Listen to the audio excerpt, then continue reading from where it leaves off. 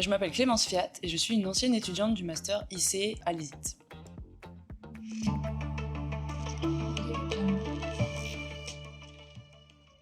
Alors c'est un master qui m'a vraiment donné les clés pour réussir à entrer sur un marché en tant que jeune interprète, un marché qui est assez exigeant. Et en plus de ça, ça m'a donné la confiance en moi pour véritablement m'insérer sur ce marché. Il y a des cours qui m'ont beaucoup marqué dans cette formation, notamment les cours de simulation de conférences qu'on fait en partenariat avec une autre école et qui nous permettent de vraiment nous plonger dans la réalité de ce que c'est qu'être un interprète et de travailler la relation client. Et deux autres choses qui sont très chouettes ici à l'ISIT, c'est qu'on avait un cours en première année avec une comédienne pour travailler la prise de parole en public et l'utilisation de sa voix et comment bien protéger sa voix.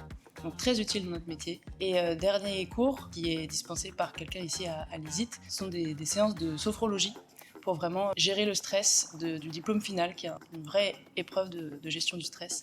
Et donc ça nous a beaucoup aidé sur tout le parcours ici dans ce master.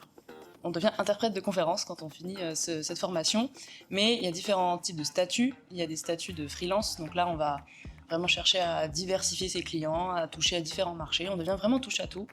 Et on peut aussi devenir des permanents. Là, c'est quelque chose qui se fait avec plus d'expérience. Donc en fait, on devient fonctionnaire, souvent des institutions, pour vraiment être au cœur du multilinguisme et du multilatéralisme.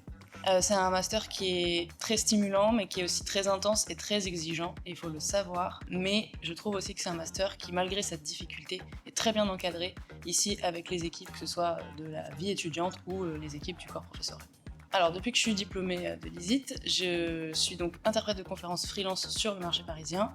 Donc, je travaille essentiellement avec des institutions multilatérales et multilingues du coup, et aussi sur le marché privé. C'est un quotidien qui va vraiment changer tous les jours parce que il y a des jours où je vais préparer des missions donc chez moi, devant mon ordinateur, et il y a des jours où je vais être sur le terrain, dans les institutions, pour travailler avec les clients.